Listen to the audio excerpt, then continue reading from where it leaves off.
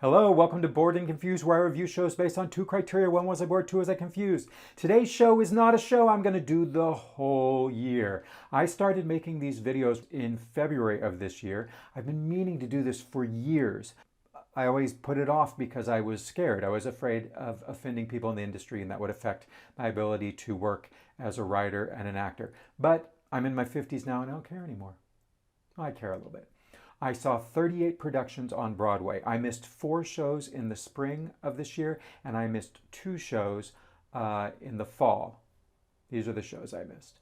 But I saw everything else, and I'm going to be ranking from my least favorite to my most favorite. And I'm not basing this just on how bored or confused I was, because as you know, sometimes I'll be confused or bored by a show but still love it. I'm basing my ranking on 3 criteria: how much I enjoyed seeing the show, how memorable the show was, and how much I would want to go back and see the show again. All right, so let's dive into this. At number 38, Uncle Vanya at Lincoln Center Theater. I love the play Uncle Vanya. This was not it. So confused, so bored, left the theater and didn't even want to do a review of it because I was so disappointed. All right, 37 is Romeo and Juliet, another classic, which this show is speaking to a younger audience, but for me, it's memorable for all the wrong reasons. Teddy bears. Number 36, Left on 10th. I just have to say, I was left on 10th. This was not a show that was really for me. This was more for a woman of a certain age, and it didn't really engage me. But I did love Peter Gallagher. At number 35, Heart of Rock and Roll. I actually recorded a review for this show and then never posted it. The review is just me trying to make sense of the plot of this show. I'm not a big fan of jukebox musicals to begin with, and I didn't feel like the narrative really worked with the Huey Lewis songs. It felt very confusing. At 34 is Tammy Faye. Now, I wish this could have been a great show because Tammy Faye is a fascinating character, but the creatives putting the show together didn't seem to have a clear idea about who their audience was and what the tone of the show and the story was that they were trying to tell. At 33 is Our Town, a Pulitzer Prize winning play. I was so excited to see this, but you know what? I don't remember anything about it. I remember being excited and then just kind of being disappointed by it, and now I can barely remember anything about it. Number 32 is The Roommate, also another show I don't remember much about. It starred Patti LuPone and Mia Farrow, 2 great actors who I just felt weren't being utilized very well in this play.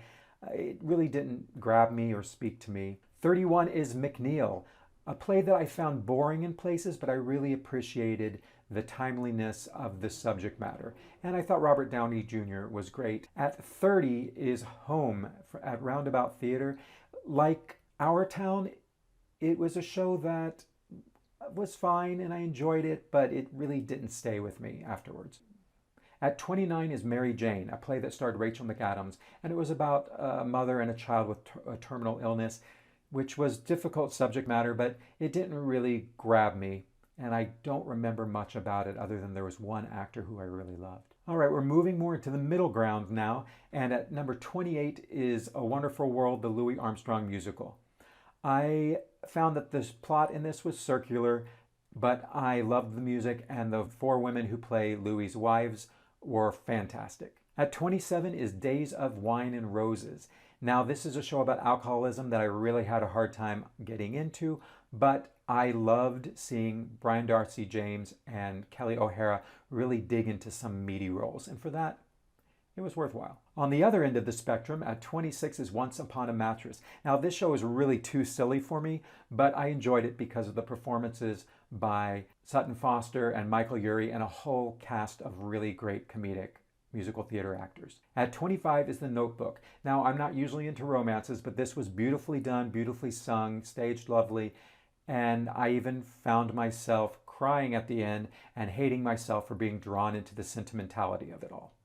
At 24 is Illinois, a beautiful dance narrative piece, but I felt like the plot line was thin and it was stretched out, and it was pretending to be a musical when it was really a dance narrative. At 23 is Swept Away, a piece that was beautifully acted, beautifully directed, but the plot line was thin and I really didn't feel like the book of the musical and the songs were really meshing together. At 22 is Lempicka. Now, many of you may be surprised that I'm ranking this as high as I am, but I think Lempicka is very memorable for a lot of good things and bad things. What I loved about it is it was just unlike anything else that was on Broadway at the time or has been. And for that alone, I find it very memorable and have a little bit of nostalgia and kind of wish I could see it again. At 21 is Patriots, a historical drama based on the rise of Vladimir Putin. This was a very educational play. The drama sometimes lagged because it was adhering to the historical facts, but beautiful, amazing performance by Michael Stuhlbarg and a very educational show. At 20 is Hell's Kitchen. This is just a fun show. I loved the vibe of the show, the world that they created. The dancing was great. The singing was amazing. The plot line, pretty thin, but hey, if you like Alicia Keys, it's a good time. At 19 is Job, which I actually saw off-Broadway, not on Broadway, but I heard it didn't change much.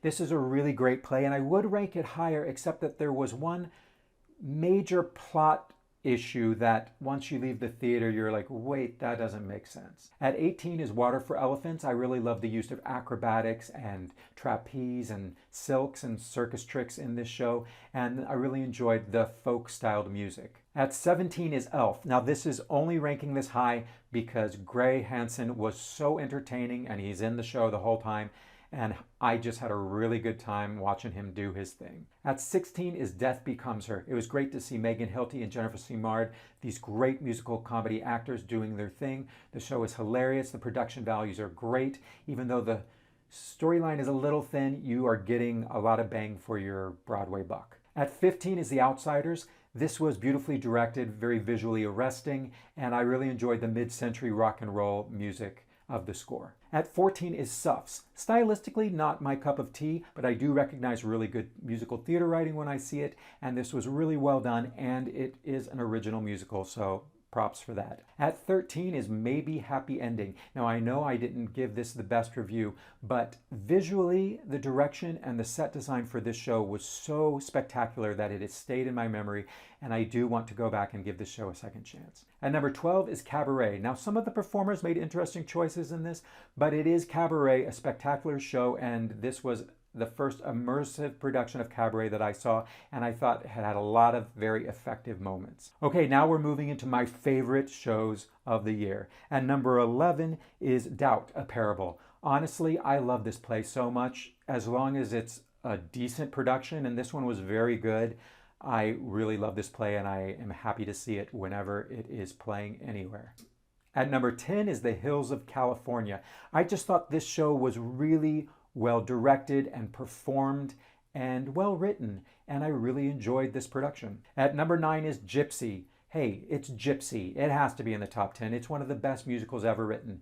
Was this the definitive production? No, but any excuse to see Audra McDonald on stage, yes please, and I appreciated the risks that George C. Wolfe made with this production. At number 8 is Cult of Love, a family drama about a dysfunctional family that comes together around the holidays.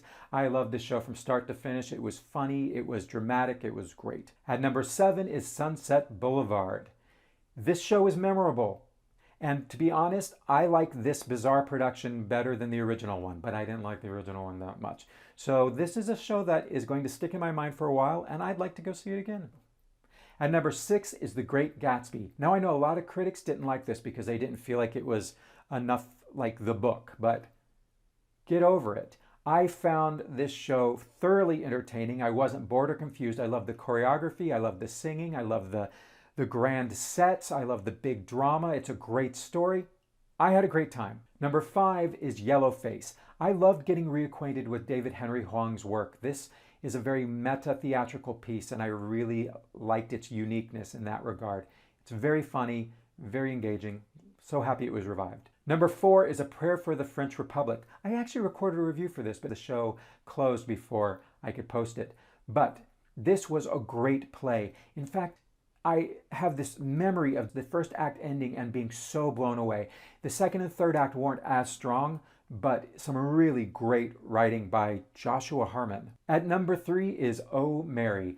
I love an underdog story of a spunky theater kid like Cola Scola making it to Broadway and making a splash and being a huge success. And on top of that, this show was hilarious and very, very memorable. Number 2 is Eureka Day. I just love this play. I'm a huge fan of Jessica Hecht, and she did not disappoint in this. This play was funny, this play was sad, this play was dramatic, this play was everything that I want from a play on Broadway. At number 1 is Stereophonic. This is a masterpiece of playwriting and character development, of just the human drama of people in very close quarters, working out all of their differences. It's over 3 hours long. I went and saw it twice because I loved it so much. Over 6 hours in the theater, and I loved every minute of it. Best play of the year, hands down.